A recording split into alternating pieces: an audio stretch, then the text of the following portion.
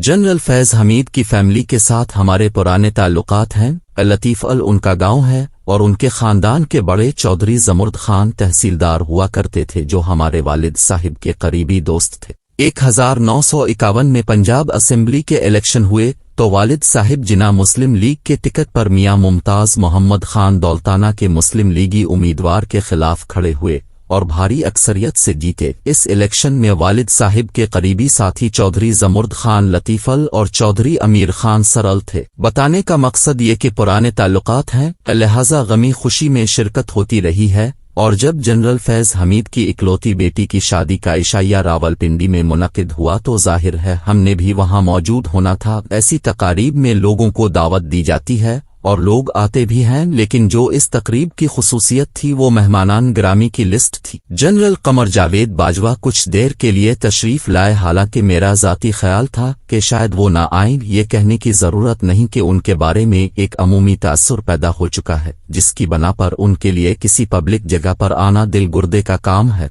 और जनरल फैज़ की तकरीब किसी पब्लिक इज्तिमा से कम न थी। माई लॉर्ड साकिब निसार साहिब भी तशरीफ लाए थे, उनसे मुख्तसर मुलाकात हुई।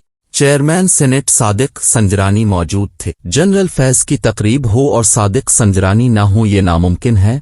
जिन लोगों पर जनरल फैज़ की मेहरबानियां रहे इनमें जनाब संजरानी का नाम सरे फहरिस्त रहेगा। प्राइम मिनिस्टर आज़ाद कश्मीर सरदार तनवीर इलियास ने भी इस तकरीब में होना था और वो भी बड़े रिलैक्स तरीके से बैठे थे। फौजी अफसरान की भरमार थी, बहुतों से हम आशना नहीं थे, लेकिन आते जाते काफी लोगों से मुलाकात हो गई। एक बात नोट करने की ये थी कि गो शादी की तकरीब थी लेकिन लोगों का मूड कुछ संजीदा सा था, और इसमें कोई हैरानी की बात भी नहीं क्योंकि मुल्क की सूरत हाल ही ऐसी बन चुकी है कि किसी पब्लिक जगह पर कहकहे लगाना थोड़ा मुश्किल सा हो गया है। Retired lieutenant general Amjad Shiv जो अब अच्छी खासी टीवी पर सीनियरिटी बन चुके हैं, मिले तो देखा कि उनका मूड बिल्कुल ही संजीदा था। हाल चाल पूछा तो इन्होंने सर हिला दिया, यानी कहने को कुछ मुश्किल सा हो रहा था। नामवर टीवी पर सीनियरिटी आफ्ताब इकबाल से कुछ देर गुपशप रही।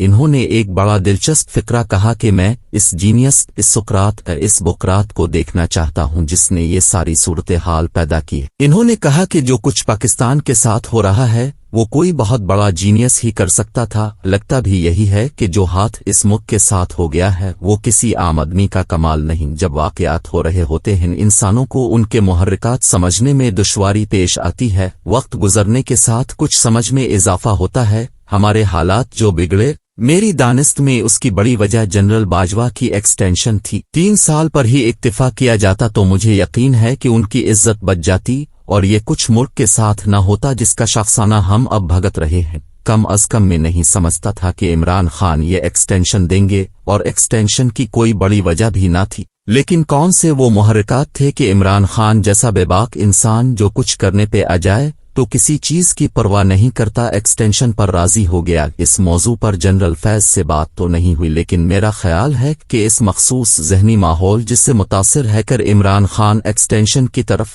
अलिफिकी पैदा करने में जनरल फैज़ का हाथ जरूर होगा। वो जनरल बाजवा के हमेशा करीब रहे थे। जनरल बाजवा कमांडर 10 कोर थे तो जनरल फैज़ उनके कर्नल स्टाफ थे। जनरल बाजवा आर्मी चीफ बने तो जनरल फैज़ GOC पन्नो आकिल थे, जहां से उन्हें ट्रांसफर करके ISI के सी डायरेक्टरेट का इंचार्ज बनाया गया। वहां से वो ISI के चीफ बने और बाद में जो कुछ होता रहा इससे हम अमूमी तौर पर वाकिफ हैं, यानी दोनों में कुर्बत थी। और ये भी जहन नशीन रहे कि बतौर ISI चीफ जो कुछ जनरल फैज़ करते रहे वो जनरल बाजवा की आशीर्वाद के बगैर मुमकिन नहीं था। बहरहाल एक्सटेंशन हुई तो गड़बड़ शुरू हो गई। कुछ तो ये वजह बनी कि इमरान खान जनरल फैज़ पर बहुत ज्यादा इन्हिसार करने लगे थे।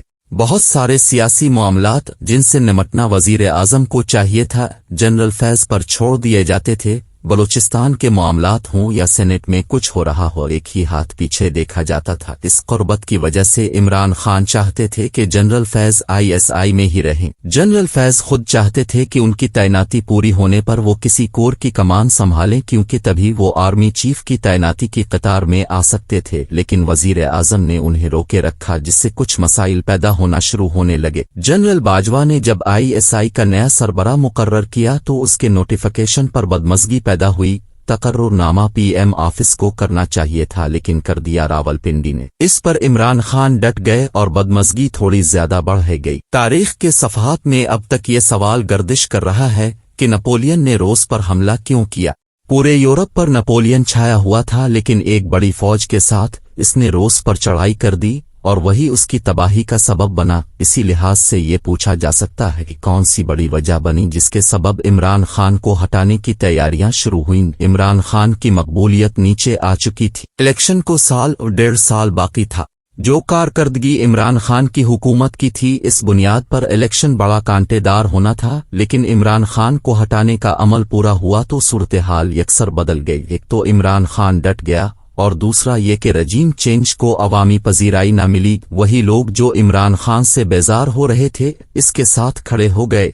इमरान खान ने भी फिर वो किया जो पाकिस्तानी तारीख में कभी हुआ न था। मुक्तदरा को ऐसे आड़े हाथों लिया कि राय आम्मा का मिजाज भी बदल गया और सोशल मीडिया पर वो बातें सुनाई गई जो पहले पाकिस्तान में कभी न सुनी गई थी। एक नपोलियन जैसा जीरक जर्नल न समझ सका कि रोस पर हमले के नताइज क्या होंगे। हिटलर की शिकस्त की वजह भी इसके गलत अंदाजे थे। रजीम चेंज वालों के पले भी कुछ न पड़ा कि वो जो करने जा रहे हैं इसका नतीजा क्या होगा। मुमताज तज्जिया निगार हफीज अल्लाह नियाजी इमरान खान के कजिन और बहनोई हैं, लेकिन जैसे हम सब जानते हैं दोनों के ताल्लुकात अच्छे नहीं हैं। मुझ पर जब लाहौर में नामालूमों की बदौलत मेहरबानी हुई तो हफीज अल्लाह नियाजी मुझे मिलने आए। बातों बातों में इन्होंने कहा कि जनरल फैज की तैनाती के शुरू के दिनों में वो उनसे मिलने गए और इन्होंने जनरल फैज को कहा कि एक बात याद रखना, इमरान खान को गलत ना समझना, ये किसी से डरता नहीं है। हफीज अल्लाह नियाजी ने कुछ और भी जनरल फैज को कहा जो इस कॉलम में बयान नहीं किया जा सकता, लेकिन इसका लब लुबाब ये है कि इमरान खान को कभी अंडर एस्टिमेट न करना। लेकिन उगलू ने इसे अंडर एस्टिमेट किया और फिर सूरत हाल उनकी गिरफ्त में न रही। किसको खबर थी कि ये सब कुछ होगा।